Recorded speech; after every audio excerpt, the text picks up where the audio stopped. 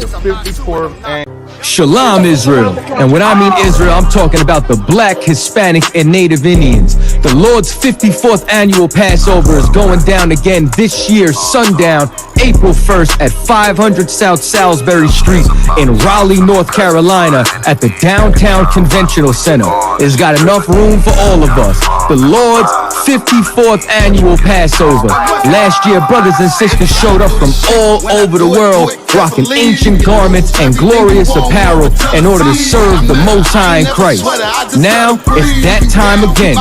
Commander General Yohana's putting out the decree for all brothers and sisters to show up sundown, April 1st in Raleigh, North Carolina. But before then, Thursday, it's going down at the Durham Armory, our annual all-black party.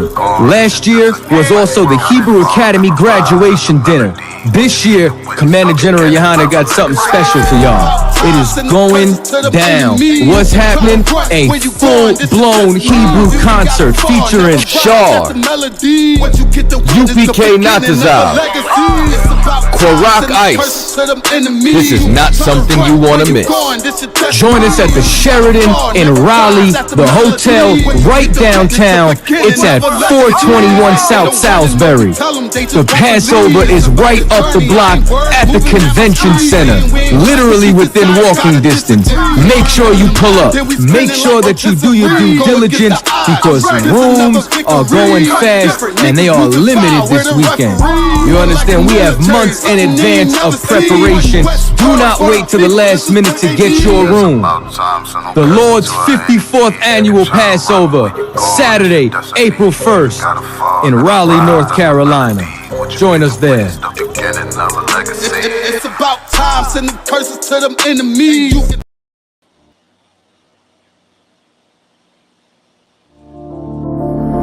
Back roll.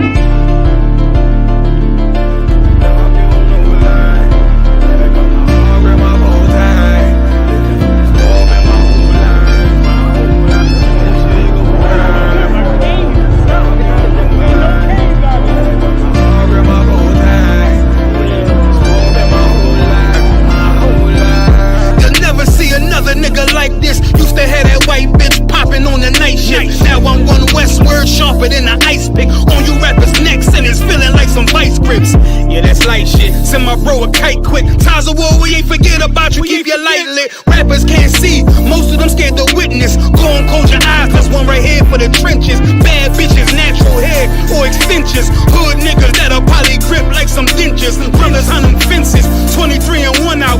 Praying that that commissary hit before it run out. Riches on the gram, dog filter with their tongue out. Couldn't stay home because they found the dugout. Closed casket, burner in the low jacket. My co-captain, riding on these whole rappers, my hoes fabulous. Now I don't mean that derogatory, but I'm a player and there's no my women riding for me. I avoided Maury, I got 2 jets. If I can't make it through for them, then I'm useless. Sit down that roof, Chris, with a couple bosses. After the war, just to count our losses, it's not many. You see a smile on my face, but I'm not friendly. Going on my waist, sipping white Henny. I just hope this shit go right. Living in the dark, you don't know light. Gotta got my heart with my bow tie. Waiting on the swerve in my whole life. I just hope this shit go right. Living in the dark, you don't know light. Gotta got my heart with my bow tie. Living in the swerve in my whole life. My whole life. It's so melodic. When I be dropping this ebonics, this ghetto phonics, it got me on the level supersonic. My bomb atomic, and you know where you can find me. Somewhere probably folding this paper origami. My name is pure as the Sani. My wave is like a tsunami. I went from 0 to 100, feeling like Ricky Bobby. I made a deal with the Reaper. Got a couple wives, they some keepers. Talk a lot of shit, but you can't walk a mile in my sneakers. Bitches go to Miami, come home with change features. Now she got a BBL, her ass fatter. Trying to show up all them niggas that laughed at her. Now when they see her, they only wanna fuck her. They just wanna touch her, they don't wanna cuff her. They just wanna come and kick it with her like a punter. Turned her to a runner, now it's all aboard the train. Fenty on her face, but it's not concealing the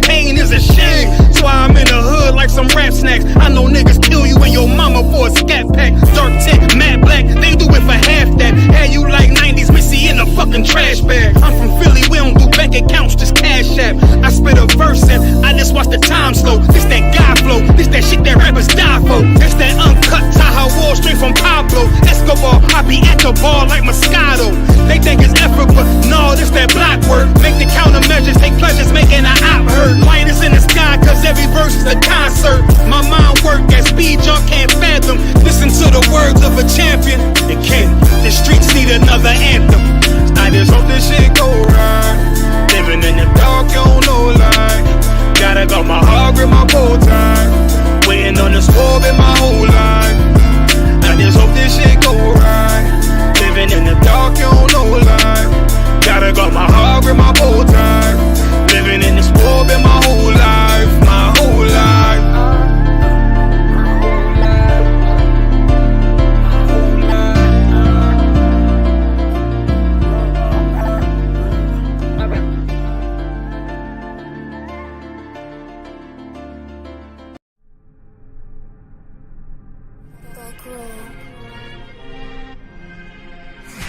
ISUPK presents the 54th annual Feast of Unleavened Bread. Last year we did it big. This year is going to be way big. More brotherhood, more sisterhood, more UPK.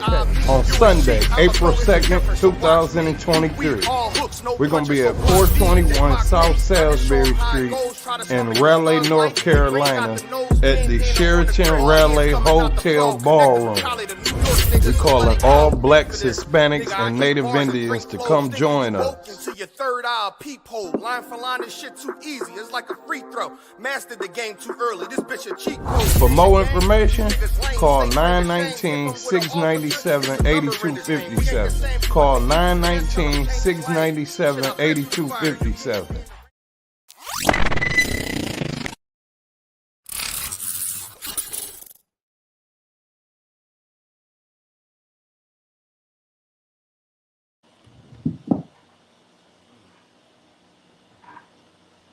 All right, Shalom, Israel. This is the ISUPK, started 1 West 125th Street, Harlem, New York.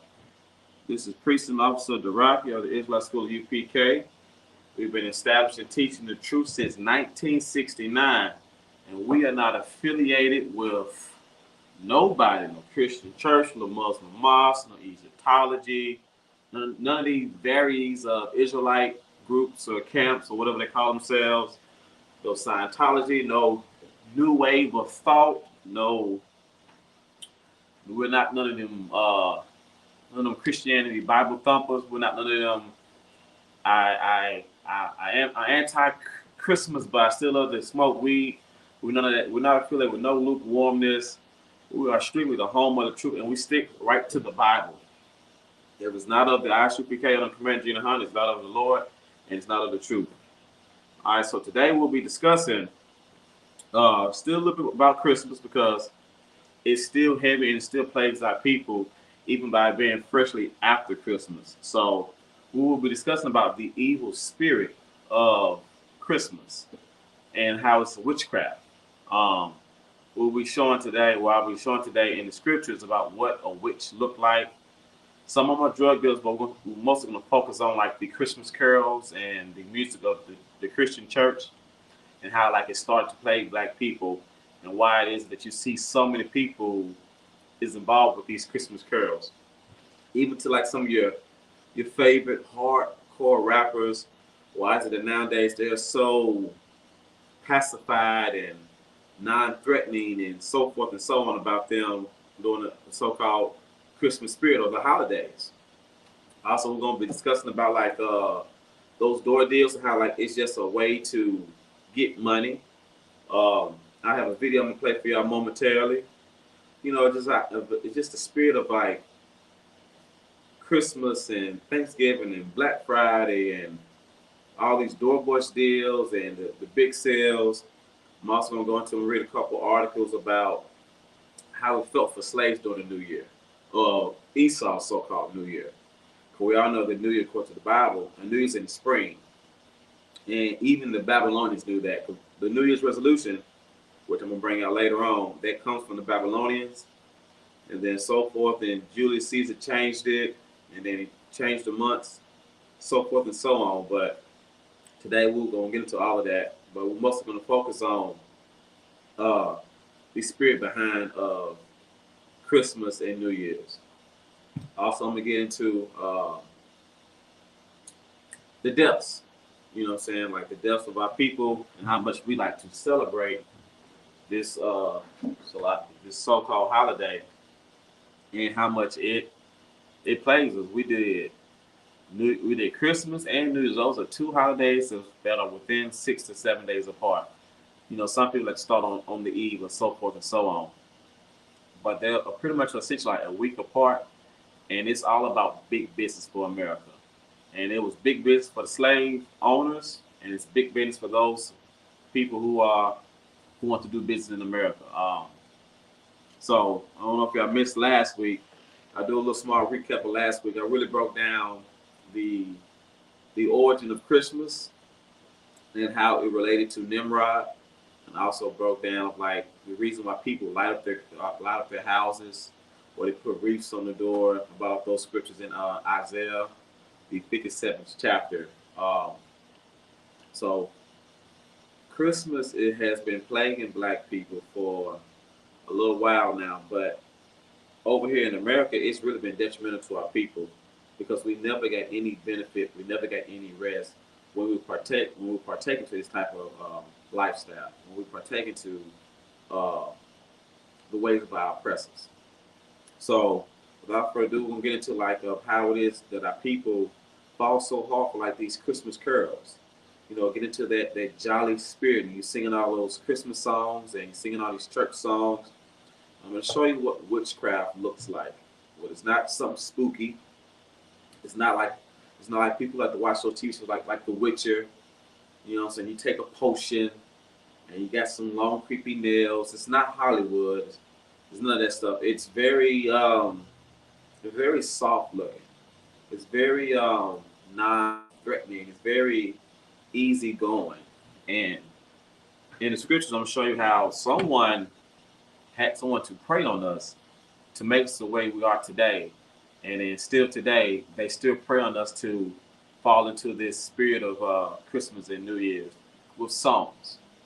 Like there's a song for every type of mood there is. If you got some silly woman in the world and she's feeling depressed, there's a song that can make her feel depressed, or make her commit suicide, or make her want to slash your cars. If you're some emotional brother and you want to go rob somebody, there's a song for that. If you want to go beat on your woman, there's a song for that. If you want to go out and get drunk, there's a song for that. So there's a song that motivates or puts you in the mood. There are songs that put you in the mood of these different spirits. And today we're going to focus on the Christmas carols and the songs that comes around that time. If you think that people don't rap about it, you can look Run DMC. They got a song about rapping on Christmas in Brooklyn or wherever the hell they from up there in New York. So you're always going to see rappers who rap about it, or athletes who put on Santa Claus hats and so forth and so on. This is a spell that's been placed on the children of Israel. And it was started when we go into these scriptures. If you got any questions in the chat, I got my phones up. I'm watching on both YouTube and Facebook. Go ahead and put it in the chat. All right. So, what we know so far? All right, real quick. If y'all in the chat, what is your idea of a Christmas song? If you got time to put that in, like type in the chat. Like, what's your idea of a Christmas song? Because a lot of us, we heard these Christmas carols and didn't really know it. You know, dancing through the snow. What if it didn't snow? What if you're in California? You know what I'm saying? Some people from Cali never even seen snow a day in their life. So, like, what is it so important about these Christmas carols? And, like, why is it so hypnotizing? Why is it that people sing it and they have this whole, what they call the Christmas spirit, that whole jolly mood? And it's not by accident that you will sing these songs. Like, if anyone wants to tell you that songs cannot put you into like a mood, they are a blatant lie. because you can see that now. If you see someone singing a Christmas song and they all happy and they smiling from back molar to back molar, you know what I'm saying? You would not think of them to be any type of threat. It looks so demeaning because the ones who sing those songs also look a certain way. Like you don't even see too many guys, you know what I'm saying, boots, beard, and braids talking about jingle bell, unless it's some just blatant big old buster. But most likely you're not gonna see that. And if he was singing it, he wouldn't have had no braids. Or you can just tell a sellout when you see one. But he'll have like a shaved face, probably a haircut, good looking haircut, edges or corners all cut and sharpened. Maybe got the chalk line and the black Beijing to make the hairline look darker and fuller. There'll never be a brother that looks threatening. There'll never be a man that have on a shield. There'll never be a man that got fringes on his pants and not on his t-shirts. There won't be no brother who got on a Hebrew Academy cover. There'll never be those type of men. There won't be an officer, a captain, or general of the Israelite School UPK. Now these guys are too threatening looking. They're too masculine to the point they say it's toxic for you. You know what I'm saying? They say it's so toxic that you can't even look masculine anymore. All right. So, that's a lot here. I'm gonna knock the phones down. I'm trying to have both of them so I can see y'all. All right. So, we're gonna get into the book of Numbers, and we're gonna start on Numbers chapter 22, and we're gonna discuss how it came about. We come about with the witchcraft of singing these Christmas carol songs, and we'll get to the New Year's Eve, New Year's Day, all that other blockly bopply. Everybody finna go out and get drunk and get high and whatever, built and make their New Year's resolution. How many of y'all done made some New Year's resolution every year and never fulfilled it? When I was in the road, I did it a couple times. Just tell me someone gets so buff like Vin Diesel or Rock. I ain't got buff yet. I stopped making New Year's resolutions. Just tell myself it's gonna be my year to get this paper. Got a little bit of paper, but it wasn't the paper that I imagined. Used to tell myself this is my year to go buy 2 houses and get like 5 kids. I had to get those 2 houses, all them 5 kids. I mean, I used to make so many New Year's resolutions. Like I just did it just cause, but never even put in the works to even get it. So we're gonna be discussing the New Year's resolution, where they come about from, how it started, what it means towards Black people. Again, as you know, that in this kingdom or this empire, all the things we do as a people, it means nothing to us. It does not benefit our people. Except for what I played earlier in the video, like the Lord's annual Passover. Now that benefits our people. But this New Year's resolution, it don't benefit. New Year's Eve, New Year's Day, no. Christmas Eve, Christmas Day, or doorbuster sales, all this stuff is just something just to throw about the wayside. All right. All right, so here we go. So this is the book of Numbers chapter 22. We're going to start at verse 1. And it says, and the children of Israel set forward and pitched in the plains of Moab on the side of Jordan by Jericho. So for those of y'all that's watching, Moab is what we call the Chinese people today. So it says the children of Israel, they pitched in like we're in their land, we're in their territory, we're real close. All right. Verse 2.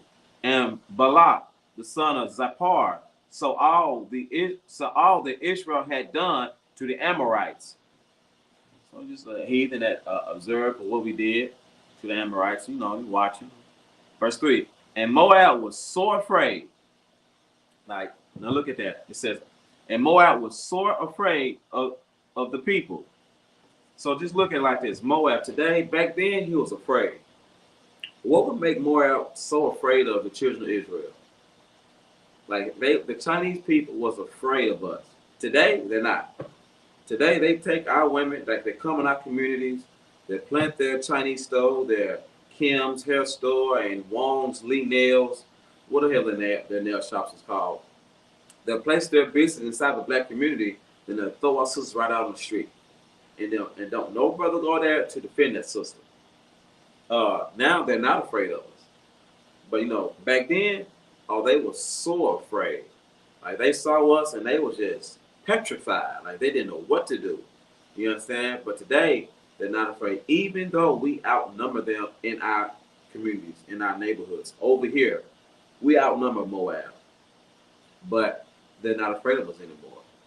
Even as violent as America tries to portray us to be, like these whole ruthless and violent people, they are not afraid of our women. They're not afraid of our men. To the point like several of them could beat our children, beat our women, and there's no repercussion that comes from the black community.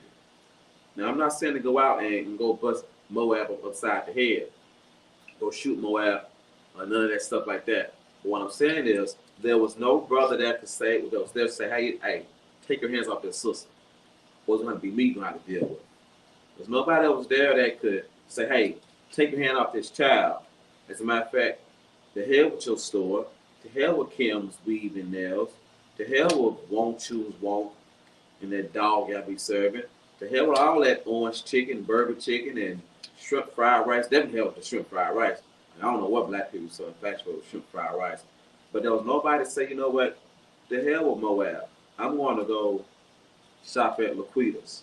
Why we just couldn't come together and make our own business that benefits black people?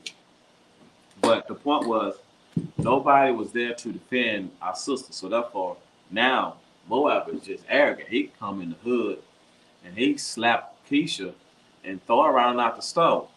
But let Keisha be in the hood with another brother and someone slap Keisha, she gonna call her brother. The point is, Moab, he's no longer afraid of Israel. And we're about to read out why. First, let's find out why he was afraid. It's in verse 3. And Moab was so afraid of the people because there were many. So like he said, there were many. Like, just think about it today. If Moab, I don't know, let's make up a number. If there was just like 1,000 men come up to the Chinese border, you know, and there was just 1,000, you know what they'll probably do? They'll go to war. You know what I'm saying? They'll go ahead and knock them all off, shoot them dead, knock them all off. They're not afraid of 1,000 at the border. But what happens if there was like 4 million at that border? Oh, they were like, oh man, we only got 50,000, but y'all surround us with 4 million. You know what I'm saying? Like Moab was so afraid of the children of Israel. He was afraid because like we were many. And when you are afraid and you can't go to war, you have to do something to make yourself not be afraid. And that's what we're going to be hitting on today in the class. What Moab ended up doing is the reason why they don't fear us today. It's the reason why we're under this spell today. But if you listen, if you have an ear, let them hear. Israelite School UPK, you know, so we're here to break you off that spell. We're here to get you back to your heritage, to our heritage, to Lord's heritage that He's given our forefathers. All right, so let's finish reading. It says, and Moab was so afraid of the people because there were many, and Moab was distressed because of the children of Israel. Like distress, that's what stress comes from the word distress. And Moab was like stressed the hell on out, like, my God, like, golly, it's so many of these Negroes here. All these damn Hebrews. Well, like, where the hell y'all come from? Y'all come over here, y'all in our land, and y'all right across the river, and it's so many of y'all, we can't go to war with y'all because there's just too many of us. And when we would get swallowed up, we would get utterly destroyed. And we are afraid. We are in distress. We are stressed out. And this is what the Moabites were saying because the children of Israel that came over. All right. But Moab, being the filthy heathen that he is, he has to go out and seek some type of counsel about what to do towards the Lord's chosen people. Imagine when we was over there, we wasn't raping none of their women. We wasn't robbing them. We was not going into their houses, killing them and destroying them. We was not bothering the Moabites. You understand? But Moab being that yellow skin, I'm slacking them, we're not slandering them. I'm about to say slant eyes, but Moab being the punk that he is. I can't say that either. Hold on, what word could I use? Moab being the, all I got is slander for these heathens. I'm just saying, Moab being the heathen that he is, was afraid of the Lord's chosen people. All he saw with these guys with braids and beards. Man, they might have them sandals at the time, you know, depending on the exact time it was written. We probably had some axes on our backs, you know, a couple swords, you know what I'm saying? And, you know, had some, you know, we had what we had, you know, jewelry, got gold all over us, you know, but that old heathen, that old short heathen was so afraid of us. Him and that old, I ain't got nothing to slander, but let me stop so we stay online. But anyway, Moab was afraid of the children of Israel. It wouldn't bother him. He just like, oh, who these Negroes here? Too many of y'all. Get out, get out, get out, bite, bite. You know what I'm saying? Like how they do today. When they are afraid or they show some type of small resentment, it's like let a bunch of men coming to like one of the more weak, raggedy Chinese stores, and it's a small one too. And it'd be like 20 guys. They'd be like, no trouble, bite, bite. Hurry up and bite, hurry up and bite. Then they have a little bit of like showing it way of trying to be afraid. But that's how they do today. That's how they did back then. Who? Bite, bite, get out, get out. Them filthy heathens. We're going to finish reading. So verse 4 of Numbers chapter 22. And Moab said unto the elders of Midian, now shall this company lick up all that are round about us. So if y'all don't know, company is like a military.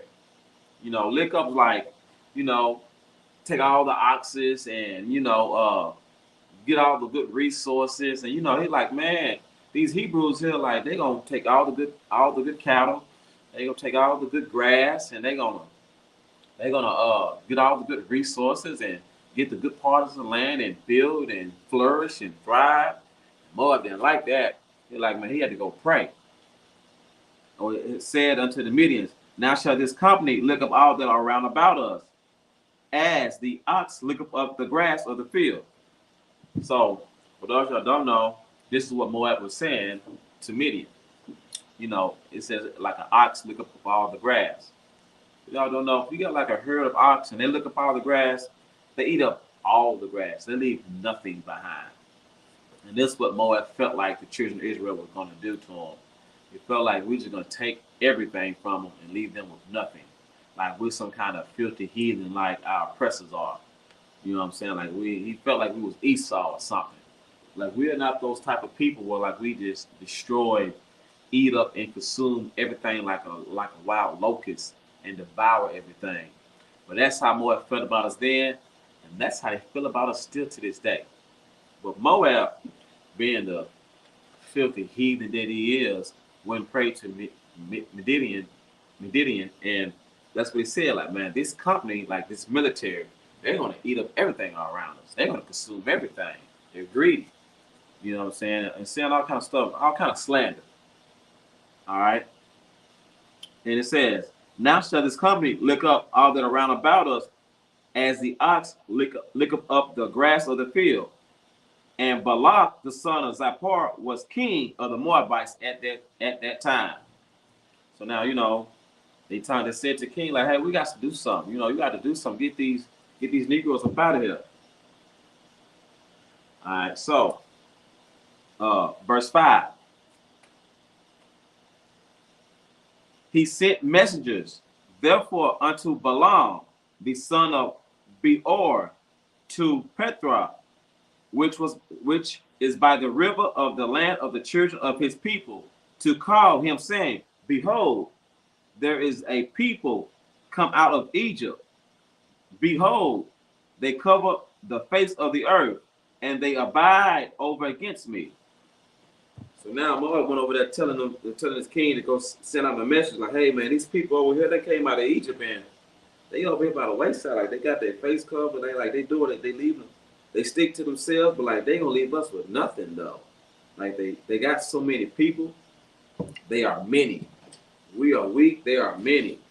They are strong, and that's what Moab was doing. So this right here, if you're not paying attention, this right here is about to show you how you can defeat someone psychologically, a psychological warfare.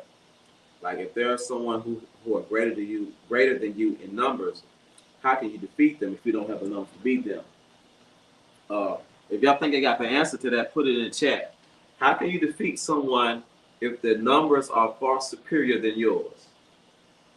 And to get rid of the obvious answer, you cannot say the Lord is with you. You cannot put that in there.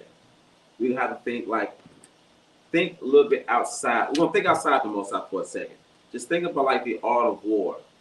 We don't want to say, we're not gonna say the Lord is with you. We're gonna take us off the Most High.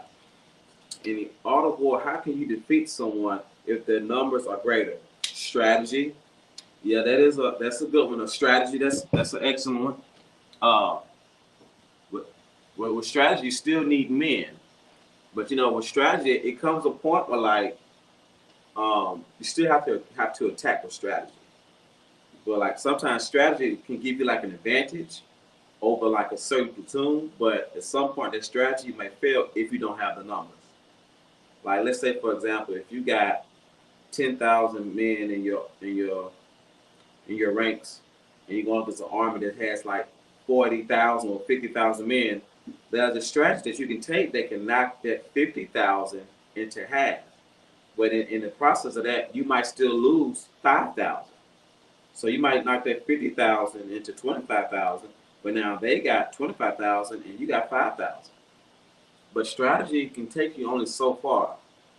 But there's a way that you can go about of how you could ruin. Remember, the scripture says Moab was sore afraid of the children of Israel. So now you got soldiers who are just petrified like they won't even fight.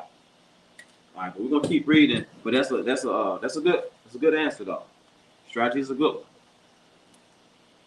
But they have did a type of strategy against the children of Israel. So they'll essentially you're still correct. I'm going to finish reading. Start on verse 5. He sent messengers therefore unto Balaam, the son of Beor, to Petra, which was by the river of the land of the children of his people, to call him, saying, Behold, there are people come out of Egypt. Behold, they cover the face of the earth, and they have abide over against me. Verse 6. Come now, therefore, I pray thee, curse me this people, for they are too mighty for me. Peradventure I shall prevail, we might smite them, and that I might drive them out of the land. For I wot that he whom thou blessed is blessed, and whom thou cursest is cursed. Now, here's a question I have. It says that he wants them to be cursed. Blessed who was blessed, and cursed who was cursed. So this is Moab praying to another heathen, saying like, hey, help me deal with the children of Israel. He wants to, because they're mightier than him. And they don't have the military power to defeat the children of Israel, the children of the Lord. They don't have no power. So how he asking them, how can we help me defeat them and curse them? Well, first, you have to look into like, if you're going to curse Israel, what were they doing before they get cursed? Do anybody know? Moab went to go seek help on how to get rid of the children of the Lord. The best way to answer that is we got to go up to verse 2, because it's talking about what they witnessed. All right, Numbers 22 verse 2. It says, and Balak, the son of Zippor, saw all that Israel had done to the Amorites. Okay, also, for those of you who don't know, the Amorites are destroyed. We destroy them. Our forefathers destroyed the Amorites. They are no more. For those of y'all don't know, there are many times when the children of Israel have went to war, and we have prevailed against our enemies. So the Amorites were destroyed, and then when it's still like, hey, these Hebrews, they ain't nothing to play with. So we're gonna have to curse them because we cannot fight them. They are just too powerful. They're too strong. Here's where the Christmas carols and not just Christmas carols, the church songs and Valentine's Day songs and songs that put you in the mood and things that tug on your emotional strings or your emotions if you are weak, or your emotions if you're feeling down, or your emotions if you're angry. What they did was they did what they call psychological warfare. which they had to attack like our minds, to attack like our beliefs. All right, because they could not defeat us fighting straight up. Just think about like if you see something, some guy. Just think about if Tyler Perry, instead of smiling ear to ear with a shaved face and wearing a dress in a wig. Just think if Tyler Perry had grew some braids, let his beard go out. He would look totally different from that guy that you see wearing a dress. And that's the psychological warfare. Like you're not afraid of Medea, but you are afraid of who could we use that looks? What's the boxer's name? The Browns bomber. Dante, is it Dante? Yeah, Dante. Just think about like you're not afraid of Medea, but you might be afraid of Dante. Just looking at just as an appearance, and that's what they have done due to music in the Christian church, Christmas carols, and any other type of songs. Anybody finish reading in these scriptures? All right, so it says, "The Lord said unto the elders of Salaki," verse 6, "Come now, therefore I pray thee, curse me this people. They are too mighty for me." So Moab had to ask for someone to curse the children of Israel. And this guy they went to, he was a master at deceiving people. He was a master at seducing people to get them to go against their will in a non-violent way. So he does like a curse. And that's why I said now witchcraft and Christmas carols are a spell. Church music is a spell. Like if y'all was to ever go to church and y'all see the people like they doing like backflips, you see them doing like cartwheels and they rolling their eyes in the back of their head. That is a hypnosis. That is a spell, and that is real. When you see some woman who can barely walk, but they get that, she stand up off that cane and she get the jumping and doing a stanky leg and doing her cartwheels. That stuff is real. That is a spell that she is under, and she is really feeling that.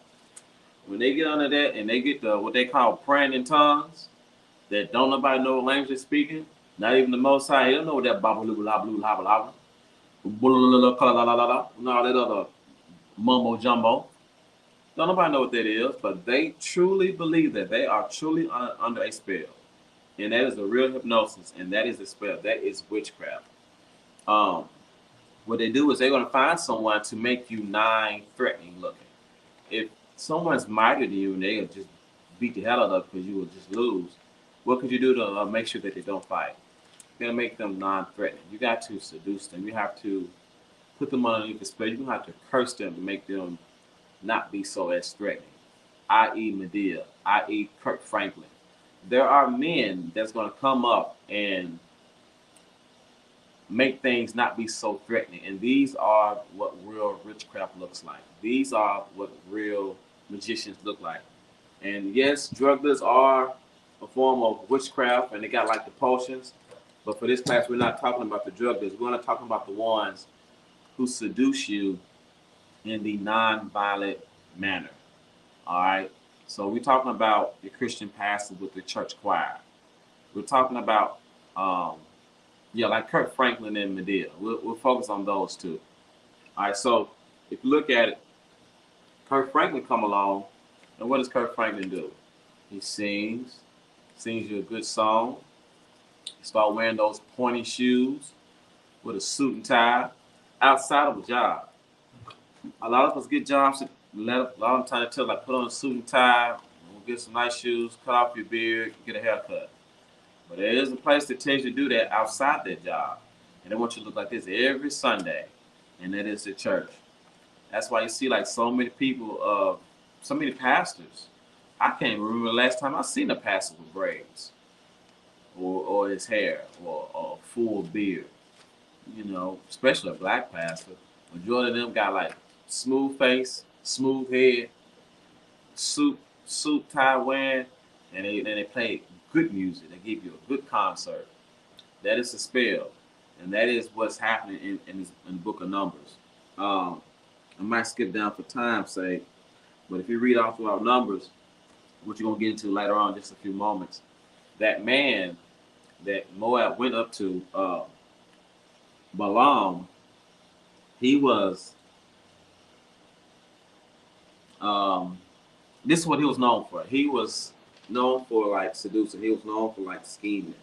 He was known for like, okay, you are this man with boots, beards, and braids, and you're a powerful warrior.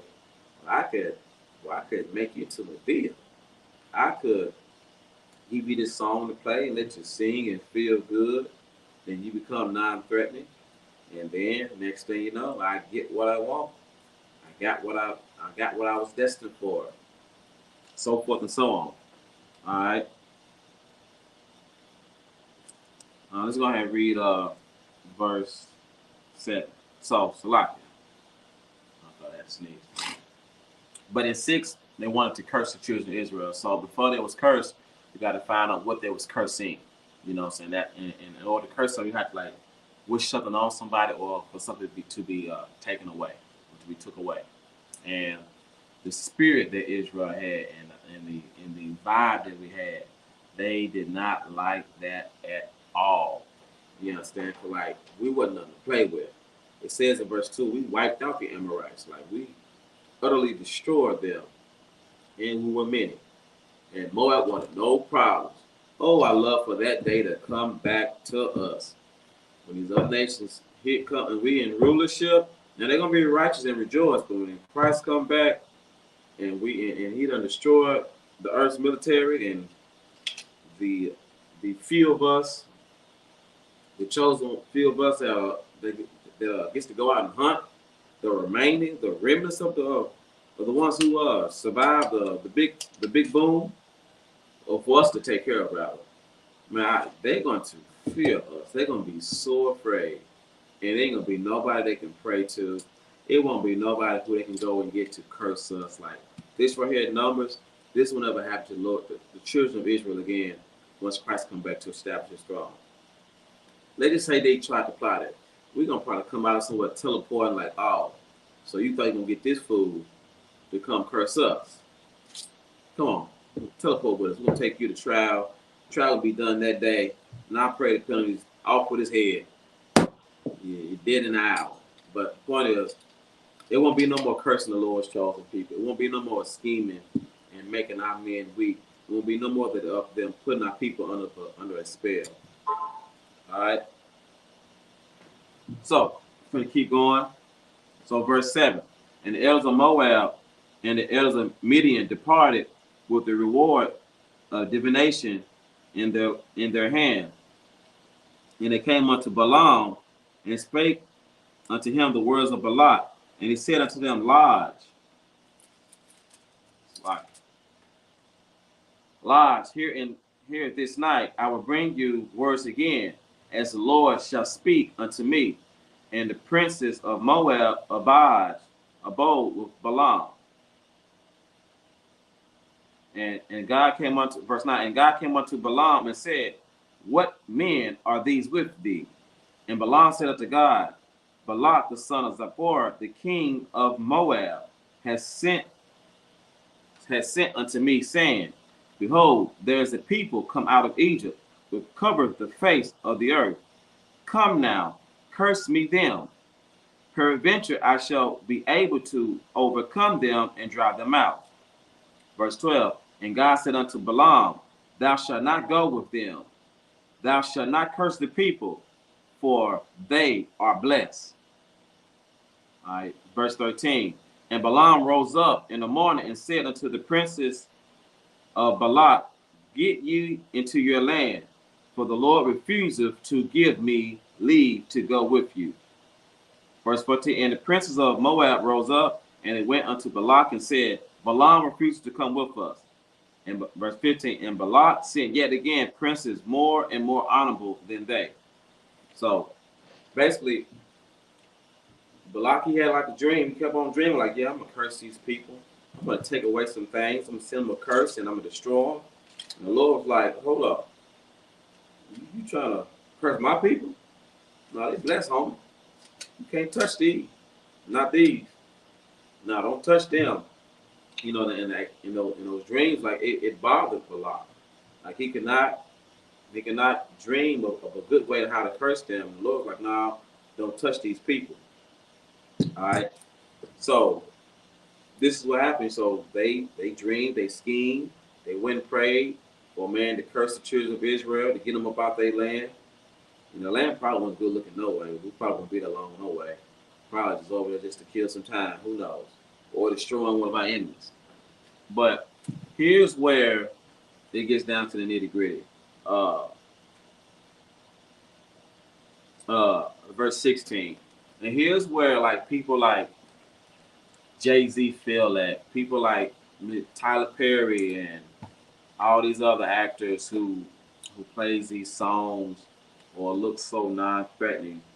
Here's where they fell at because they had no integrity. They had no honor. All they wanted was like the wealth of another nation, of another race. And here's why we still have Christmas shoppings today. Here's why we have these doorbuster deals today. Because he did not want to choose the Lord, and he did not want to choose his people first. So in verse 16, what I'm about to read in a second, is like that's the main reason as to why I'm gonna play this video, this doorbuster sale. You got Christmas shopping, you got Black Friday shopping, Thanksgiving shopping. You got all these different sales because we have been put under the spell to be in the spirit of such said holidays. You know what I'm saying? Like for every major holiday, there's a song about it. There's a song to put you in the spirit about it. Even like when they want you to feel militant and courageous about the flag, they got these Star Spangled Banner. Like anytime it comes down to putting you in the spirit of something that goes against your people, or it puts you in the spirit of our oppressor, they do it through a song, or they do it through people who has the cachet, and they could easily seduce us due to like their voice, due to their intellect, due to their charismatic ways and how they articulate themselves, or they prompt people up. So we always had people that sell us out by the wayside just so they could empower themselves. Like, why is it that we go to like a doorbuster sale? So anybody familiar with that? Like they call it doorbuster sales, which is baffling of itself. Like you got people who are waiting in line the day before the big sale or the night before. They'll camp out at the stores, cold, raining, snowing, and all. They'll camp out and they'll be there waiting for a sale, and then like they'll barge inside the store and move people like boom, boom, get out. And they'll be running people over and knocking people down and trampling people over and making them fall just to go grab that TV and then say, hey, can I buy this? How much is it? Is it how much? You take card? Oh, Apple Pay? Like, could you imagine like the way people bust inside those stores like they don't steal? Like, I don't really hear too much about stealing on these doorbuster deals.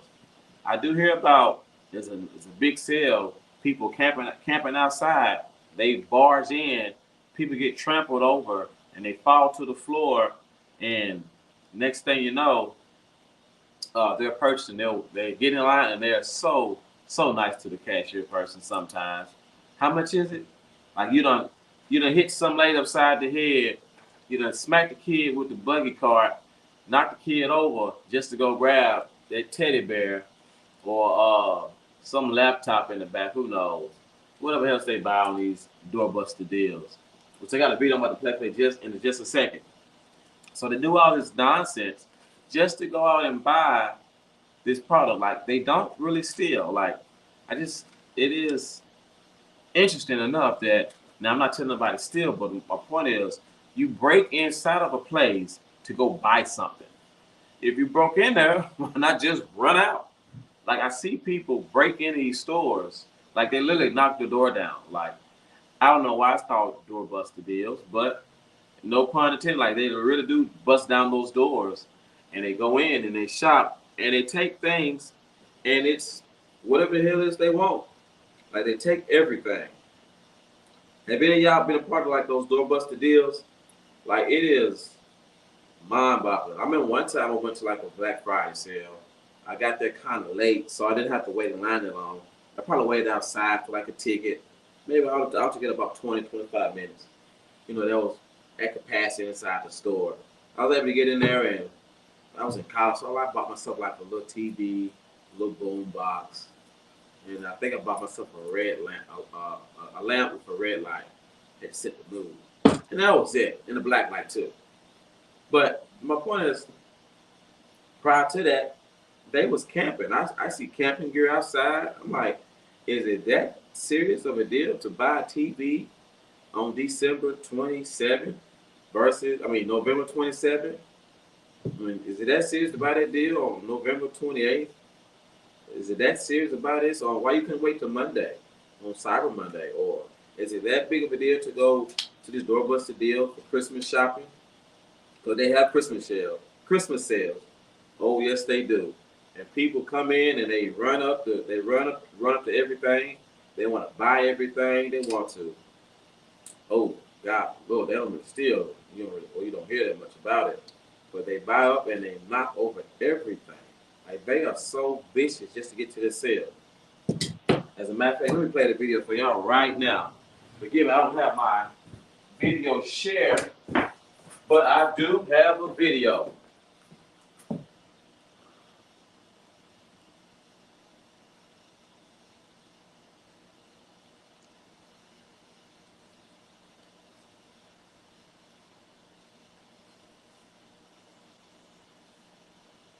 Oh, crud.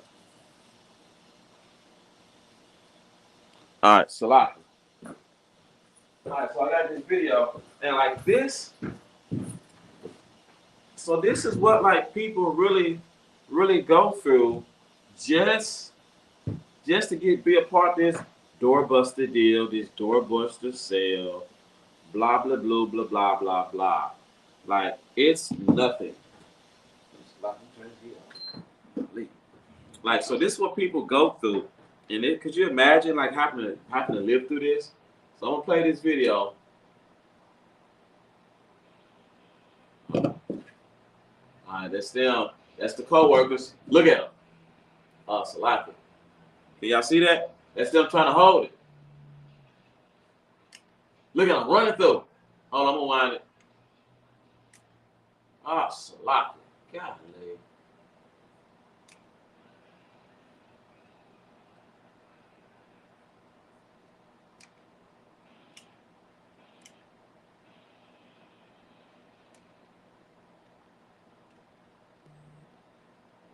Oh, Salaki.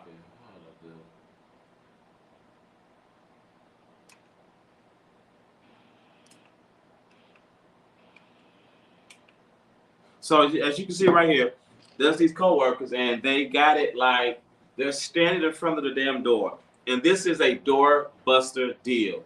No pun intended. I cannot make this up. They go out for this damn sale because they so enriched of being inside the Christmas spirit, the spirit of Black Friday, the spirit of Thanksgiving, the spirit of New Year's. All of it is the same because you're going out to do something that you would not normally do. Had you not heard a song about it, had you not saw some entertainer talk about it, or some celebrity, or some famous person, or any of that nonsense, you would not be doing any of this stuff had you not seen other people do it. So what is it about it that'll make you want to go to the store, wait in line, like the day before, wait there until it's 5 a.m. just to get inside the store just to trample somebody over? I'm surprised. I might have to look this up myself. Like, what is the death rate at these doorbuster deals? Like, how many people, if they don't die, how many people get severely injured that don't report it? Because you can see somebody get trampled. Like, I know they got a knot on their head. You just put some ice on, but how many people get trampled and have to go to the hospital? How many people, like, there's tons of fights. There's tons of fights that it don't get mainstream media, but you can still find this stuff. I'm just gonna play this. Now look at it, y'all. They're about to bust in. Boom! They're busting in. The employees can't even hold it shut. Look, they can't even hold it shut. Now they're running. Look at them run. They coming in. Bust down the damn door. They were trying to stop them from coming in. And look at all that. Look at all that. They just rushing in. That's your doorbuster deal. No pun intended. They going over. They coming through the bottom. Boom. Look out. Running, grabbing stuff, jumping on the counters. This is your doorbuster deal. I can't make this up. They break in. They break in a store just to say like, hey, can I buy this? Like, look at this. This is ridiculous. Like, look at them pulling them off. This is my laptop. Let go. Look at them. Look at them. Just run. I bet somebody fall. I bet somebody fall. There they go. They didn't break this one in. But look at him just running in. Now you look, he ain't running. He ain't doing no running. So he need not run. Look at that. They don't. But look at this stuff. Like this is your doorbuster deal. Now, Israel, why do you think you go to this? Who told you to go to this? This don't look fun. This don't look safe.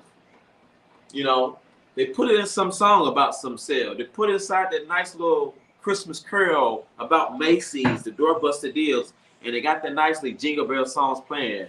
And you got your Christian pastor telling you that it's okay. Look at this. They're fighting. They're fighting. Like this stuff been in the stores 2 days before that. This stuff right here been in stores 3 days before you saw that Macy's commercial. It been in store. It been inside that store on what does it got? Thanksgiving on Thursday, and then Black Friday. This stuff was in the store on that Tuesday. It was there in the store on the Tuesday. Look at tearing up the store. They're tearing up the store. They're pushing people down just to go to the cash register and say, "How much is this? How much do I owe? Can I have a receipt?" Look at it. Like I cannot make this up. Look at it. Someone fell. I told you. I guarantee somebody's gonna fall. Look at they're falling, getting trampled. You got a cover up here. They pushing people down. Look at it. Get your ass up. We're gonna slap it. Get your. Oh my goodness. Look at it. Oh, look at it. Look at this side of my don't know what to do. Just trampling in fear. He had his hands all up like this. Like, look at this. This is them. They're just coming in, don't know what to do.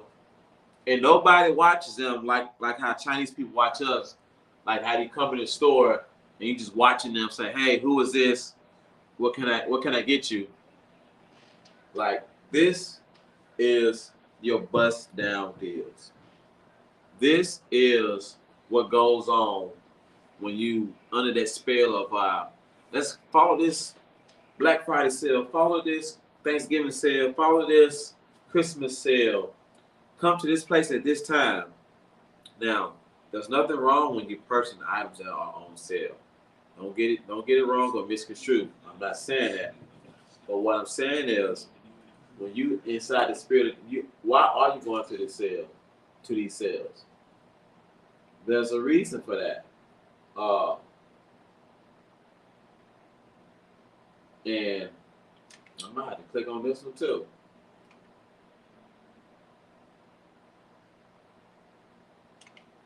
You know, there are tons of fights. Now look at it. That's my TV. That's not yours. That's mine. Now look at it. Now she got her hands on 2 TVs. You know what I'm saying? Why she can't let the man have the TV? And why is he pulling it? I don't know who had it first. I didn't see that part. But the point was, there are a ton of things you can find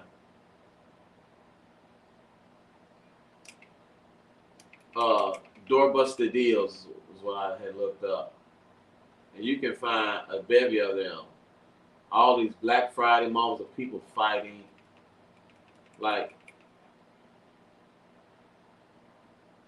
doorbuster sale. Let me click on one. Let's see. Is that a fight? I want to see the fight. You're gonna find, but the point is that there's a ton of these. You can look this up yourself, and you'll find out so many people who just fight and do all kind of nonsense. Let's click on this one. Black Friday Mayhem fights over doorbuster sales.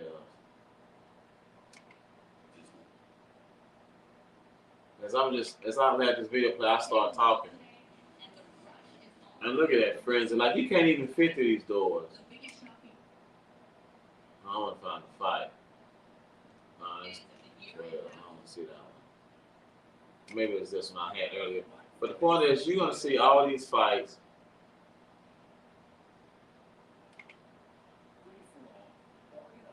Look at that. Fighting, picking up boxes. Like, these are people that's underneath the spell of Christmas carols and Christian church-going music. The point is that, like, you go to these events, like, this is what you're going to be a part of. This is what's going to plague our people. I had a fight. I had one up here. I was fighting. So these just some news articles. Now, the spell of this is how it still relates to how I brought out in the book of Numbers was there was a curse that came upon. There was a curse that the Moabites wanted to put upon Israel. In order to know what you're cursing, you gotta know what you're cursing against. What were they doing? They was so afraid of the children of Israel. And what to make them not be afraid is to have men that's not threatening. Have men that don't wear shields, that wear fringes at the bottom of their t-shirts. Let's see.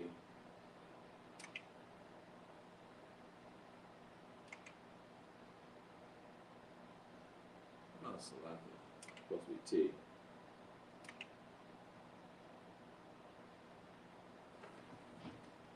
Let's see. When is this it? I'll wait till this on ad. Anyway, so as you can see, you can look this up yourself on your own free time. But people go out to these sales and they don't know why. People go out and they support these different deals, and not once have you. I saw one. I can't even find it. And it was his sister going in on the Edomite. I mean, she was mopping up the floor with her. I mean, good night. Want to ask the little heathen, are you okay?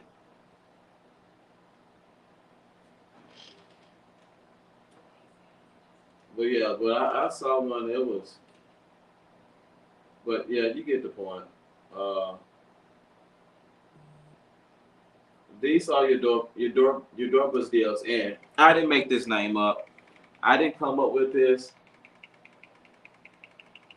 You can also just go into let's see.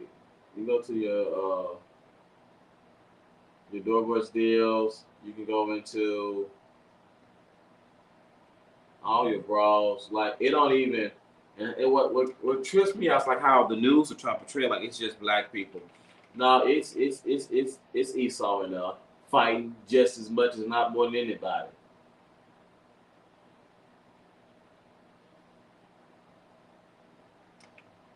Yeah, it's Esau fighting just as much as, if not more, than everybody. You know, but there's a ton of fights. I can't find it. Yeah, but Salaki, but yeah, y'all get the point. Yeah, y'all get the point. But I think I got one more video for y'all if I can just find this mother scooter. This one, the police broke up, but it's not the one I want. Here you go. I mean, look at these heathens. Look at these. They rushing in. They fighting. Look at these thugs. I mean, all for Black Friday sale. They got Christmas trees. I don't know if I can see it in this camera, but they all in the Christmas spirit. They all loving that. Someone even had a taser. Look at her. She got kids in the arm. Look at them fighting and pushing and tugging. Look at police getting involved. They're slamming them down. Look at these thugs. Look at these thugs. Those are Edomites, I might add. They're my Edomites right there. So you're gonna always see these type of brawls. You're gonna always see this in the so-called spirit of Thanksgiving, spirit of Christmas, and what other spirit they might come up next. Spirit of New Year's. I guarantee if they had a New Year's sale, people would go crazy. So these are all the brawls. Look at them, pulling and tugging and scratching. Look at this stuff, Israel. I can't make this up. And these are about people that's caught up in that spell of Christmas, that spell of New Year's, because all this is the same spirit of when you belittle people. So I'm gonna turn my camera back. I just stay right here. All right, so we're gonna finish reading. This is the book of Numbers, chapter 22, verse 16. Now here's where. So when you think about a cursing of people that was mighty strong, you got to go through psychological warfare. So sister put on there, you got to have a strategy. Their strategy was to make us weak, is to make us non-threatening. And how you make somebody non-threatening is to make them not look as masculine, to make them look feminine, to make them fight one another, to make them want to dwindle down their numbers.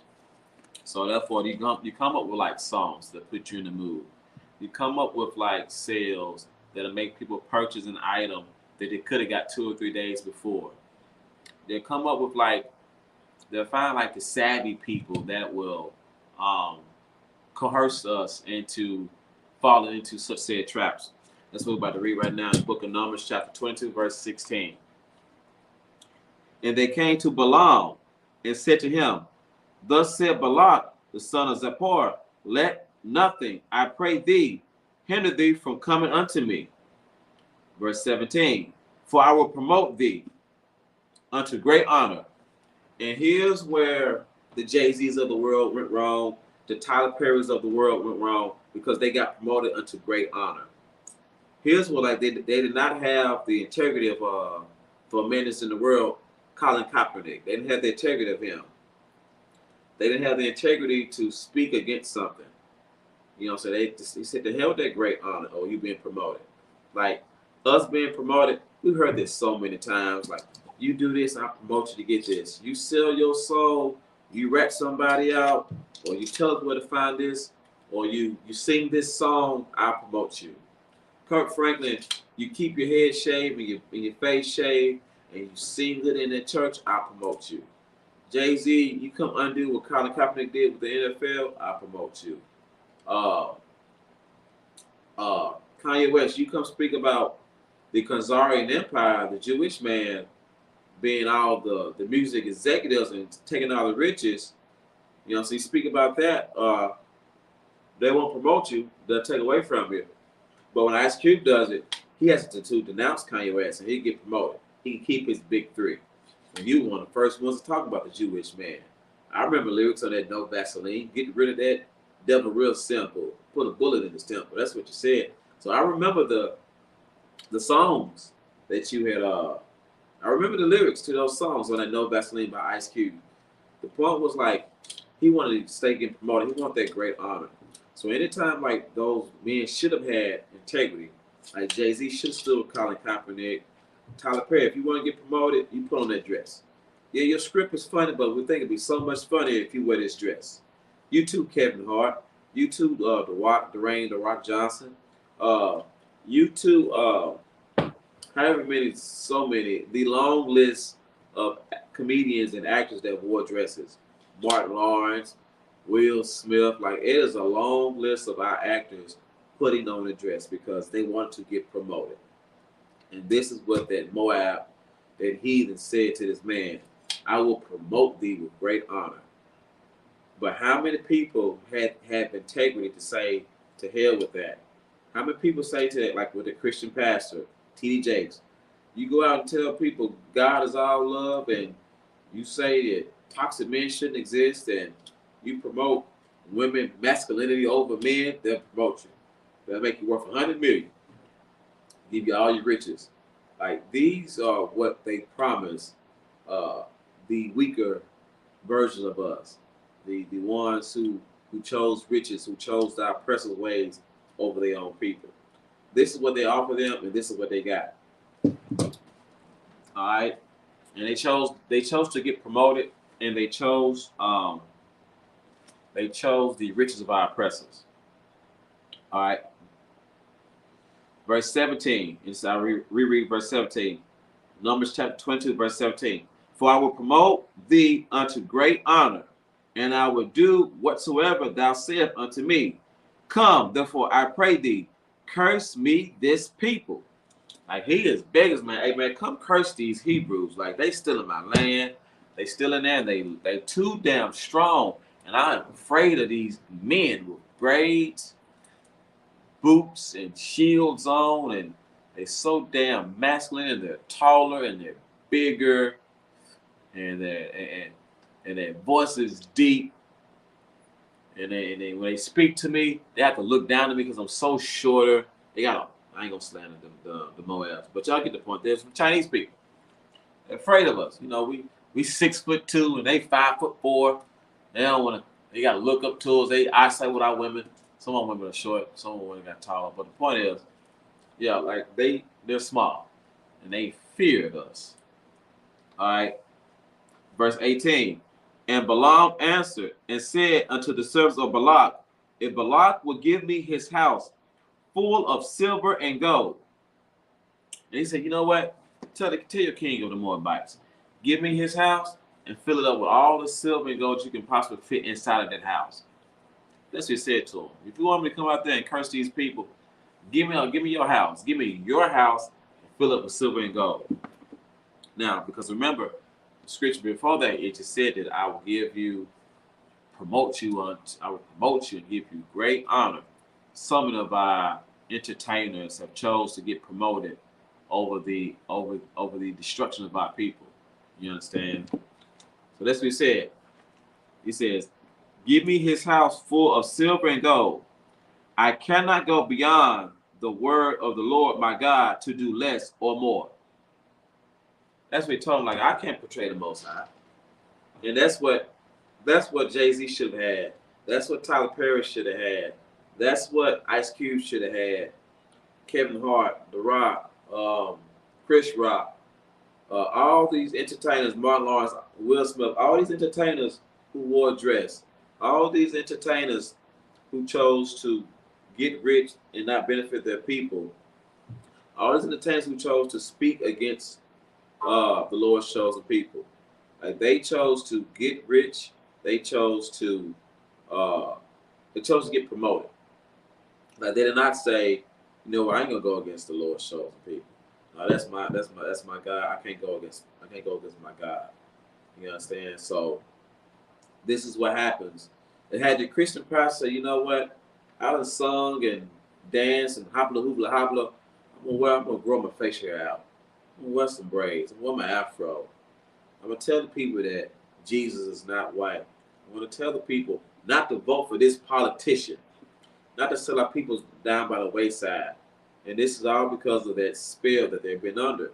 Like, no one chooses to break free of that spell. All right, but none of them chose integrity. And I just read verse 19.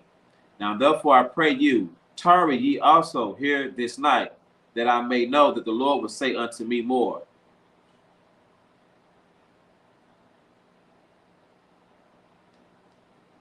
But and that's pretty much it on that scripture.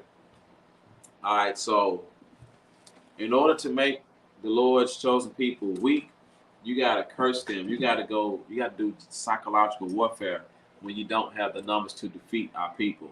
That psychological warfare is to hypnotize or put us underneath a spell, albeit through music, albeit through Christmas carols, albeit through church songs, albeit through hip hop, R&B, pop. Earlier I stated that there is a song for everything.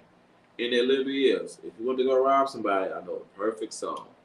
If you want to get all the women, sleep with whores and throw them away, I know a bevy of songs. If you want to talk about popping of a brother, I know there's a bevy of songs. There's a song for every emotion, and there's a spell for every emotion that they put with those songs. people hear about Christmas songs and put them inside the Christmas spirit. You're underneath that spell. And now you wearing your red and green and your Christmas sock hat, and you're okay with the fat jolly white boy with the white beard and bald head. You understand, and the big boxes of presents. So like this is the spell that our people have been underneath because we chose to not love the Lord. We chose to get promoted. We chose to get promoted, i.e. with the Christian church. So when I said that, like, when you go outside that church and they're playing that music, that is real that they're feeling. That is extremely real. When I was in the church, I mean, I like the music, I like the drums, but outside I fall asleep. You know what I'm saying? Once the music went off, the spell wore off on me, and I was able to go to sleep. I didn't give a damn about being in church. You know, my mother and at times my pastor made me go, but I didn't care nothing about church. All right, so next I got a couple articles. I know a lot of y'all made New Year's resolution. I know a lot of y'all spent your money already on Christmas shopping. Just know that the reason that you went because you heard a song, you saw entertainment, you saw that nice ad on Macy's, or you saw it on Facebook, or even if they're still doing the whole newspaper to your house. You saw that red and green sale for 50%, 60%, 70%, 20%, whatever. K's jewelry. Every kiss begins with K. And you got that nice harmony that they put you in and you be so hooked into it. That is the spell that you have been placed upon them. So what real witchcraft looks like, Kirk Franklin, Tyler Perry. Not like I said when I said like The Witcher or some big demonic looking thing with long nails. And so your real witchcraft looks like, who else? Ice Cube. Your real witchcraft looks like, I already said Tyler Perry, but all these entertainers. Anybody who's singing Christmas carols like Mariah Carey, that's what your real witchcraft looks like. It's not just that spooky looking thing that, like, it's not Hollywood. It is real deal. It's not, for instance, I already said earlier, we're not talking about drug dealers, for those who sell dope. But your other witchcraft who are not violent. Because remember, the Moabites could not be violent towards us because we would have murked them. We probably would annihilate the Moabites too. There'd be no Chinese people left, like the Amorites. But they didn't want to go to war with us. They wanted no smoke. So they had to be strategic, and they had to find someone that can curse us to make us weak and to seduce us. And this is what we have. So real witchcraft, your entertainers, Jay-Z, Tyler Perry, all your pastors, choir director, the people in the choir. You know what I'm saying? The person who played the piano and the drums. Like, they are the ones who are seducing you with that spell. All right. So next, let's get into these articles. All right, I ain't gonna keep y'all too much longer. I got to make sure I feed y'all these articles because it is a lot. First article I'm gonna go into. Let me go into the history of New Year's. I'm gonna go into the history of it. Read this article. Then I'm gonna go into why the slaves don't like it. And then I'm gonna go into the last article and talk about what happened last year. All right. So for those y'all, for the New Year's resolution, I'm starting with New Year's resolution. For those y'all don't know, a lot of people in the world say this is my New Year's resolution. Some of the most common ones is to lose weight. I don't know why people wait till it's cold outside, knowing you want to stay inside to say you want to lose weight when it requires you to move around. The best time to move around is to move around outside or outside of your own small comfort zone. But that's one. A new job. There's a lot of people New Year's resolution. What else we got? We got I'm gonna live. This year, new year, new you. Like, how many times? Could you imagine how many times if you went to church and they did the whole countdown, and he's telling you you're doing good? 2020. I'm gonna go backwards. 2020 is your year now. It's your year to let go of the past and be the better you and live good and be healthy and flourish. How many? Could you imagine how many people heard that by their pastor and they died because of COVID-19?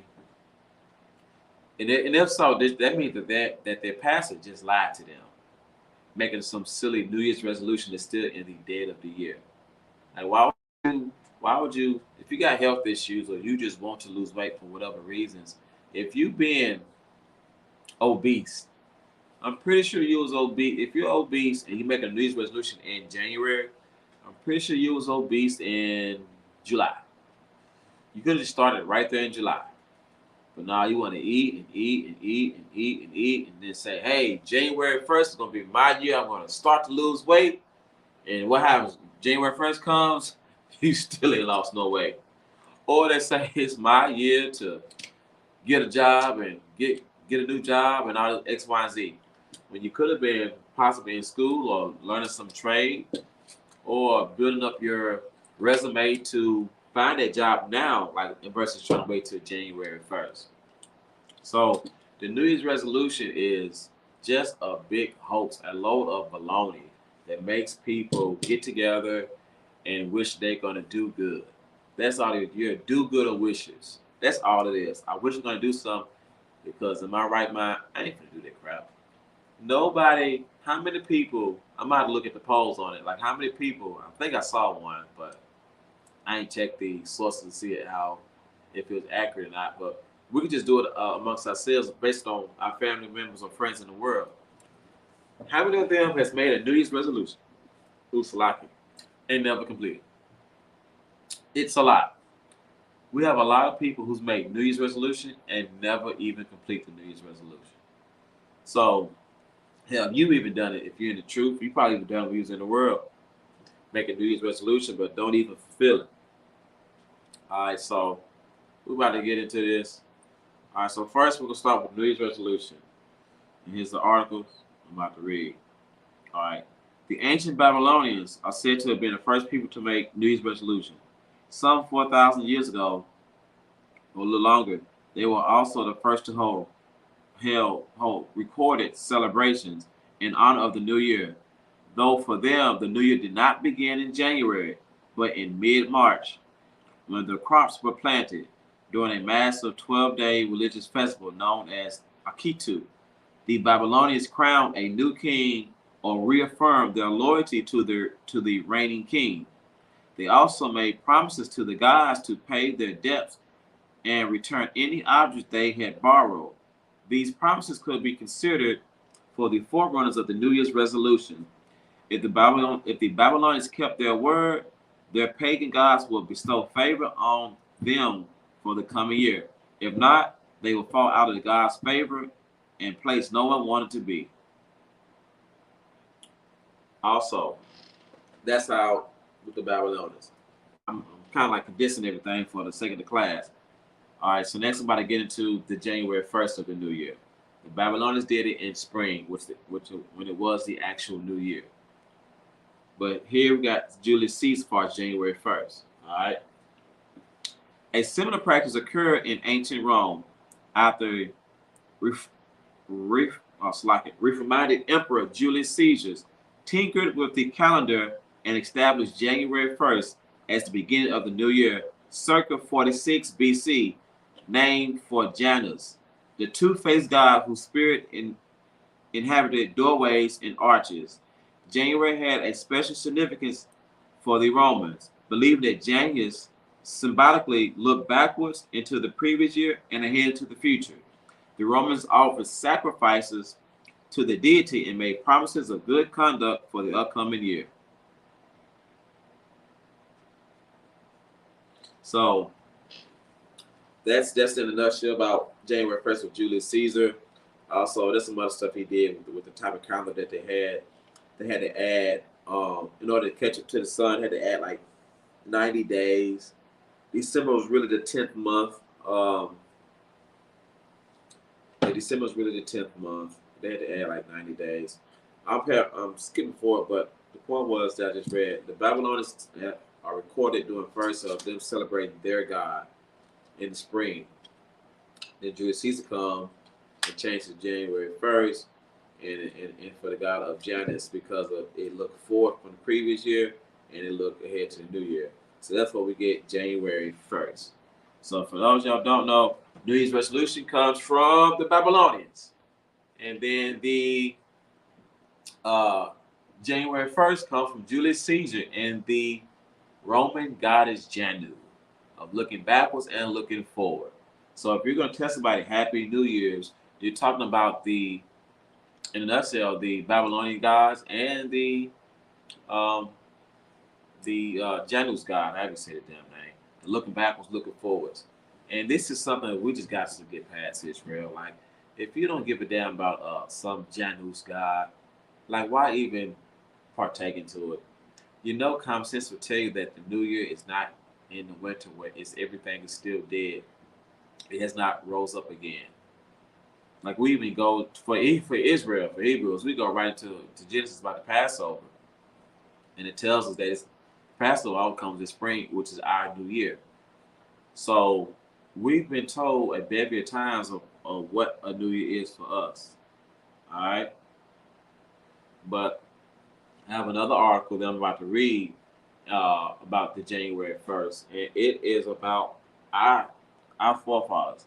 For those y'all might say, well, Julius Caesar lived over 2,000 years ago. It's too far away.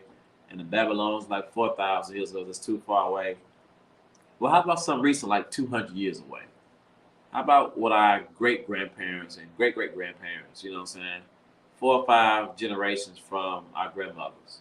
You know, some stuff that's still relevant today that you can still find remnants of today. All right. So, you got an article by Time Magazine in History. It says, the slaves dread the New Year's Day the worst. The grim history of January 1st. All right, so I'm going to start reading the article. And this is right here. This is how you could use this as a tool to prove to your people, like, why you shouldn't celebrate it or why it has nothing to do with the Lord's chosen people. It says, Americans are likely to think of New Year's Eve and New Year's Day as a time to celebrate the fresh start for their new year represents. But there is also a troubling side to the holiday's history. In the years before the Civil War, the first day of the new year was often a heartbreaking one for enslaved people in the United States. In the African American community, New Year's Day used to be widely known as Hiring Day or Heartbreak Day. Like, this is the day like they hire, or this is the day some slaves get their heart broke. As the African Americans about abolitionist journalist William Cooper Nell described it, because enslaved people spent New Year's Eve waiting, wondering if their owners were going to rent them out to someone else, thus potentially splitting up their families. The renting out of the slave labor was a relatively common practice in the antebellum South, and a profitable practice for the white slaves owners and their hires. It says Hiring Day was a part of the larger economic cycle in which most debts were collected and settled on New Year's Day, says Alexis McCrossin, an expert on the history of New Year's Eve and New Year's Day, and the professor of history of Southern Methodist University, who writes about Hiring Day. In the forthcoming book, Time's Touchstones. So these are like journalists and economists and people who study the history of just America's history of New Year's Eve and New Year's Day. And to the slaves, they dreaded. This was a time where, like, this is how you settle your debt, by selling this slave, or how you buy a slave and how you make money.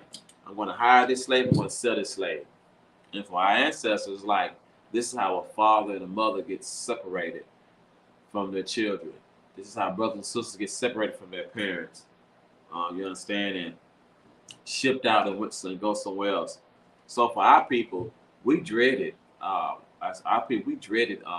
Year's Eve and New Year's Day. It was a heartbreaking day. It was a time where, like, you don't know if master was going to sell you or not. You know what I'm saying? And like, he sold all y'all together. He sold, well, take this fine. I owe you what? I owe you 2 slaves, two boys. But how about this adult right here? He's a fine specimen. He still got another good 20 years of reproducing. I ain't cut off his Johnson. He got some seed left in him. How about how about the 2 young boys I owe you? How about I give you this man, and so forth and so on. So that's what they did on New Year's Eve and New Year's Day. It was a time to settle your debt and to buy and sell slaves. It was the biggest time of the year. All right. It says some enslaved people were put up for auction that day or held under contracts that started in January. These transactions also took place all year long, and contracts could last for different amounts of time. These deals were conducted privately amongst families, friends, and business contracts, and slaves were handed over in town square, on courthouse steps, it's like on courthouse steps, and sometimes simply on the side of the road. And that's the reason why people love to go visit some damn town square. The hell with Times Square. That's where they love to sell our slaves at. It says accounts of the cruelty of hiring day comes from the record left by those who secured their freedom, who described spending the day before January 1st, hoping and praying that their hires would be humane and that their families could stay together. So these are some of the ex-slaves had wrote about. Like, they hated New Year's Day. So if this was a day like your family was separated and shipped off and sold, I wouldn't partake into it. When I tell somebody Happy New Year's, when the year is still, and it's not even over, this is for Julius Caesars. But I would not tell somebody Happy New Year nothing when I know that their people sold my people. Like, I would not give a damn about the New Year when all their people did was destroy my people. All right.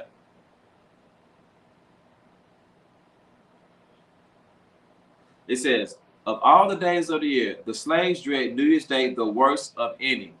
A slave named Lewis Clark said in a 1842 account. On New Year's Day, we went to the auctioneer's block to be hired to be the highest bidder for 1 year. Israel Campbell wrote in a memoir published in 1861 Philadelphia, in which he described being hired out of 3 times.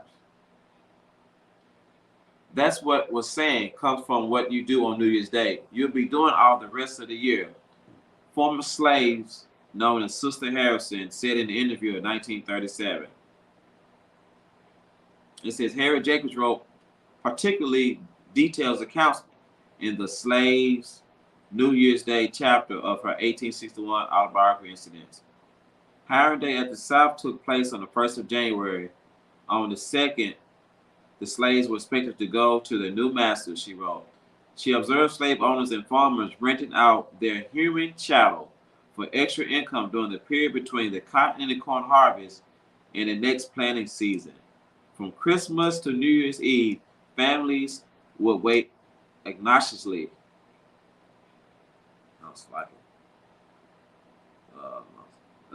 To find out whether they will be rented out and to whom.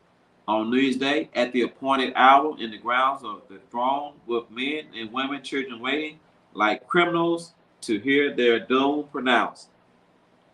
One of these fateful days, Jacob saw a mother leave 7 children to the auction block. She knew that some of them would be taken from her, but they took all.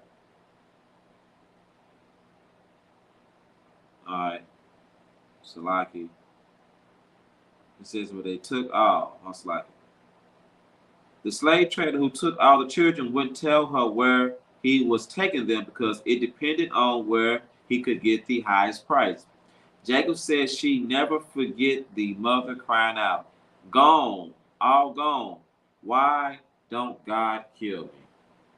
So I don't have to keep reading no more, but this is the horrors that people went through on New Year's Eve, New Year's Day. And these are articles that you can find still to this day about like slaves and ex-slaves and runaway slaves they wrote about, or the ones who've been interviewed, how much they hated.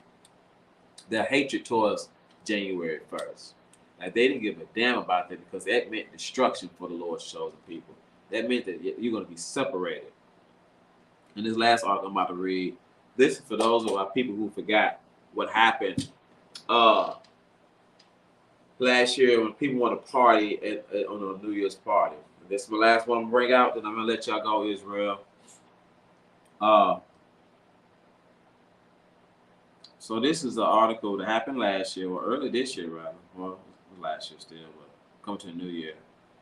An article by the Newsweek and the US.com. It says multiple people gunned down at a New Year's Eve party as 50 rounds fired into the crowd. It says tragedy and death marred a New Year's Eve party on Friday as the fight escalated to a shooting. The incident occurred at a residence in West Gulfport, Mississippi, when a dispute broke out at the holiday celebration.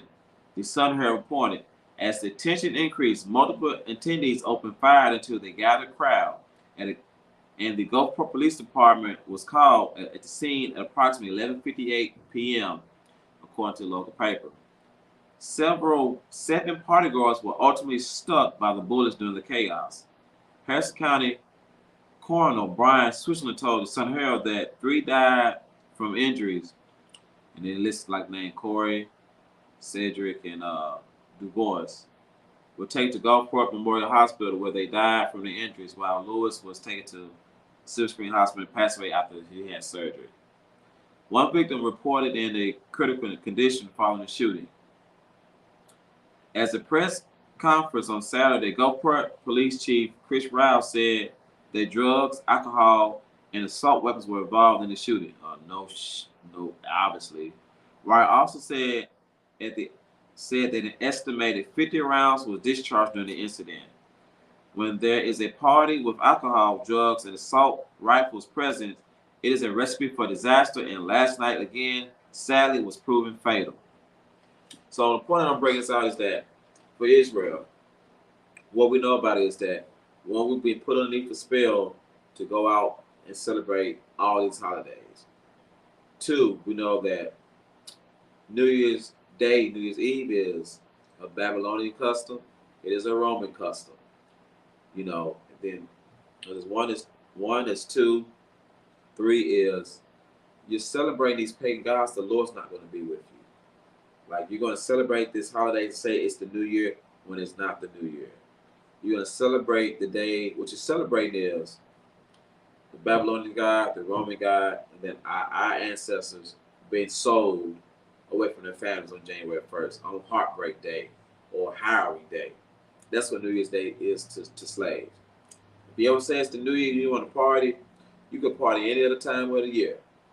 But you want to go out and be in the festivities of the New Year's Eve and New Year's Day, look what happened to the Lord's chosen people. Our people, we get slaughtered. Our people, we get destroyed. Our people, we get murdered. And I have another article, and this is according to the National Safety Council, NCS, and it says that on New Year's Day holiday period estimated for 2023, the National Safety Council estimated that 408 people may die on the United States roads this New Year's Day holiday period. Holidays traditionally are a time for travel for families across the world. Now, this is the reason why I brought this up because people travel great lengths for New Year's Eve, New Year's Day, and it's just to travel, just traveling on roads. You know it's gonna be snowing in these different cities and states. It's gonna be snow and ice, and you want to drive on inclement roads, inclement weather. They say they estimated that's how many people are gonna die. That's just for traveling. We haven't even gotten to how many people are going to die from the parties. They're going to get overdose. How many people are going to get raped? How many people are going to get kidnapped? How many people are going to overconsume and get alcohol poison? Like, how many people are going to hit like these, hit downtown, hit the streets of downtown and get trampled over? Like, this is a spell that our people are under. This is a curse that we have to still endure because people value getting promoted. People value being selfish to buy some silly toy, or they love to hear that good music that puts you in the mood to celebrate New Year's, to put you in the mood to celebrate Christmas, that put you in the mood to go buy stuff from, go to that mall at Black Friday and trample your people. When you go to that church and he sing you a good tune. Like, if we want to break out of that curse, we got to leave the witchcraft alone and understand what real riches look like. The moment you can understand that Kurt Franklin is a witch. Marvin Sapp is a witch. I'm not sure if he's dead or not. So I know somebody died that was a gospel singer. But the point, yeah, Kurt Franklin, Tyler Perry. The moment you can understand that these people are witches, Jay-Z, these are witches, then it'll be easier for you to break that spell. Your local pastor, your local bishop, your local deacon, that is what a real witch looked like. The moment you understand what it looked like, the easier it is for you to block out their spells. To block out those spells when they sing their songs, when they play their music, when they try to seduce you, when they try to get you to go up underneath this curse. You understand? And also, hey, the people that do these commercials, what's those? You could just think of any of these little tunes that can hum, like the Kiss begins with K. All these are different melodies that put you in the mood to go shop for Christmas sales. They're gonna get you to shop for New Year's sales. So you got to understand, like, this is what goes on. It is just a spell, and we got to break free from that. There's nothing wrong with buying stuff at a sale, buying stuff at a discounted price. But when you go through what I showed in that video, you're underneath that spell. All right. So with that, I'm gonna go ahead and end the class. Remember, Israel, we got a Passover coming up. As a matter of fact, I'm gonna let the video play. So God, I say to all the men, Yahweh Shem Yahweh Shabbat Rakatha, to all the brothers, and for the sisters, Yahweh Shema Alapha by Hashem Yahweh Shah. All right, shalom. Oh, well, Salaki, I take that back. Let me get y'all one more scripture. Salaki, I can't leave y'all without this scripture. I got to give y'all this last scripture because us being on those blocks, you know what I'm saying, being on the slave trade to the Times Square, that's where they sold our people at. We're going to go to the book of Joel, chapter 3, verse 3. All right, Joel chapter 3, verse 3. All right, and it says, and this is what it happened. It was in the scriptures what was going to happen to our people. What happens? It says, and they have cast lots for my people. Those y'all who don't know what lots is, you know, something you gamble. You know, something you put up. You know what I'm saying? Something you trade. You know what I'm saying? Like, in this case, it says lots of my people. They're talking about now the slaves. That's what you was trading. They have cast lots for my people and had given a boy for an harlot and sold a girl for wine that they might drink. So, Logic, could you imagine some people shoot dice and instead of them putting down the money, they bring up this girl. Hey, I got 7 on this one. Roll it. Crap, I lost. Dang. And the person that bet up for this girl, they bet the girl. But so the person next to him, he bet up some wine. Like Joel's talking about, they have cast lots of my people. So like slave trade was been in the Bible. Them trading our people for cattle and is a representation of some type of currency. Like we've been as nothing to these races, to these heathens. You understand? But that's the scripture I want to leave with y'all. That's the slave trade. So if anybody want to talk about what is slavery in the Bible, the slave trade, and eating, how the Bible do all this, it's in the Bible. So Joel 3 and 3. All right, then I say shalom.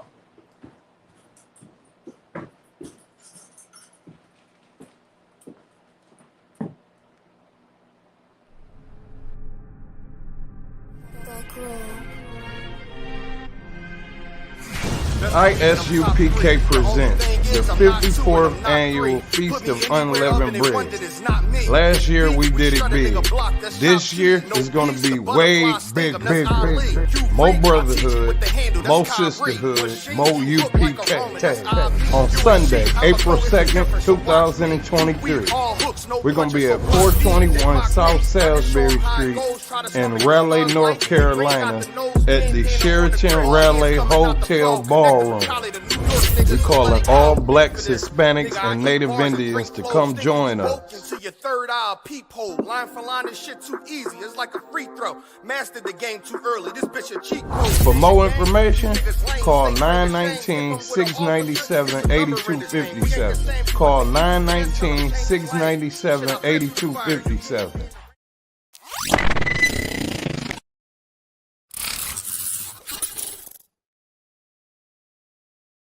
Shalom Israel, and when I mean Israel, I'm talking about the black, Hispanic, and Native Indians. The Lord's 54th annual Passover is going down again this year, sundown, April 1st at 500 South Salisbury Street in Raleigh, North Carolina at the Downtown Conventional Center.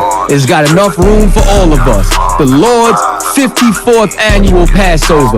Last year, brothers and sisters showed up from all over the world, rocking ancient garments and glorious apparel in order to serve the Most High in Christ. Now, it's that time again. Commander General Yohana's putting out the decree for all brothers and sisters to show up sundown, April 1st in Raleigh, North Carolina. But before then, Thursday, it's going down at the Durham Armory, our annual all-black party.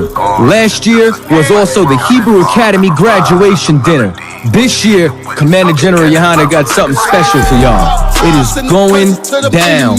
What's happening? A full-blown Hebrew concert featuring Shar, UPK Natazal, Kwarak Ice. This is not something you want to miss. Join us at the Sheridan in Raleigh, the hotel right downtown. It's at 421 South Salisbury. The Passover is right up the block at the convention center, literally within walking distance. Make sure you pull up. Make sure that you do your due diligence because rooms are going fast and they are limited this weekend. You understand? We have months in advance of preparation. Do not wait till the last minute to get your room. The Lord's 54th annual Passover, Saturday, April 1st in Raleigh, North Carolina. Join us there. It's about time, send the curses to them.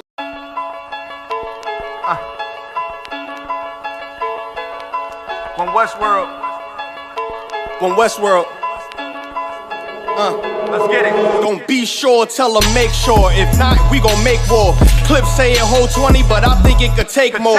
Grab a stick, fire on your camp, we gon' make s'mores. I ain't satisfied with my spot, then I'ma take yours. No matter how many roadblocks in my way, I'ma break forward. This path I'm on is so damn narrow, I just stay forward. Put them on my plate, I'm never full, I just ate more. Put them on my plate, I'm never full, give me 8 more. Nigga, I don't sugarcoat shit, bitch, I'm straightforward. Don't give a fuck if they don't let me in, I just break doors. Ballin' so hard, they asking what team that I play for. Scammer who? They ain't stopped making guns when they made yours. Sick with it, feeling like I woke up with stage 4. They ain't want the peace loose, what they opened up the cage for. Endure the pain, been through hard times is what I'm made for. Paid my dues, never left a wage, I just rage war. So many chains and gold teeth, it's the blood of a slave. Sit on a throne with a gold crown from the blood of a slave. This is our world, got it from the mud to the grave. Become a thing in the past, don't be a story in my page. Stood against all enemies. In high school, you was the man that's lost memory shit. Lost energy, never lost my energy. Never lose control, never losing, dog, I plan to keep. You lose your mind where I'm from, I ain't talking from what you see. I never lost soul, losing times, wasting steady pace, and you off track, I'm on that. You pray to God, hoping he can save you. But there's power about war, and that's a different angle.